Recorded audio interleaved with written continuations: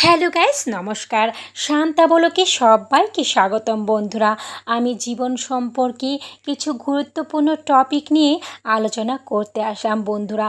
যে কথাগুলো না শুনলে আপনাদের জীবনে বড় কোনো ভুল হয়ে যেতে পারে, যে ভুলের মাসুল সারা জীবন আপনাকে গুনতে হতে পারে।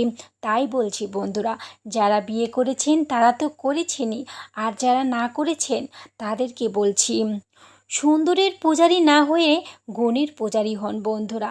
এই জগতে কলিযুগে সবাই কিন্তু সুন্দরের পূজারী হয়, গুণের পূজারী হয় না। যারা রিয়েল মন চিনতে জানে, যারা রিয়েল মনের মানুষ, তারা কিন্তু গুণ বিচারই হয়।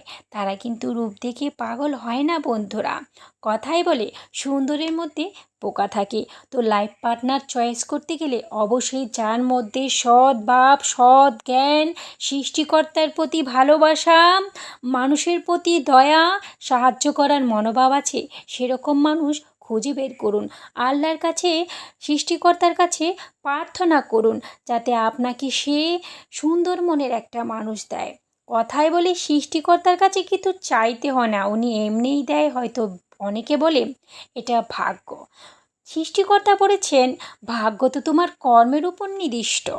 তুমি যেমন কর্ম করবে তুমি তেমনই পাবে। তাই নিজেকেও সামলে রাখুন, এমন ভুল করবেন না যাতে সৃষ্টিকর্তার কাছে আপনিও দৃষ্টিকটু হয়ে যান। সেদিকে আপনাকে খেয়াল রাখতে হবে। জীবনে ভালো জীবনসঙ্গিনী পেতে হলে সৃষ্টিকর্তাকে আপনাকে সন্তুষ্ট করতে হবে, তার নাম গান সর্বদা করতে হবে।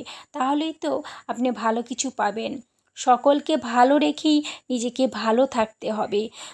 এমন মানুষ চয়েস করুন যে মানুষটাকে কোনো জায়গায় নিয়ে গেলে, কারোর সাথে কথা বলালে বলতে পারে যে তুমি একটা লাইফ পার্টনার পেয়েছো, খুব ভালো মানুষ পেয়েছো। সবাই যাতে প্রশংসার পঞ্চমুখর হয়ে যায়, কারো কাছে যাতে আপনার মান সম্মান চলে না যায়, যাতে আপনার ফ্যামিলির মানুষও অসন্তুষ্ট না হয়।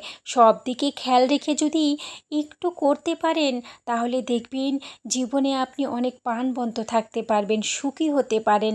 জীবনের সবচেয়ে ইম্পর্টেন্ট মই হচ্ছে এটা বন্ধুরা, জীবনসঙ্গিনী। জীবনসঙ্গিনী যদি খারাপ হয় তাহলে লাইফটাই বেহেশতে চলে যায় বন্ধুরা।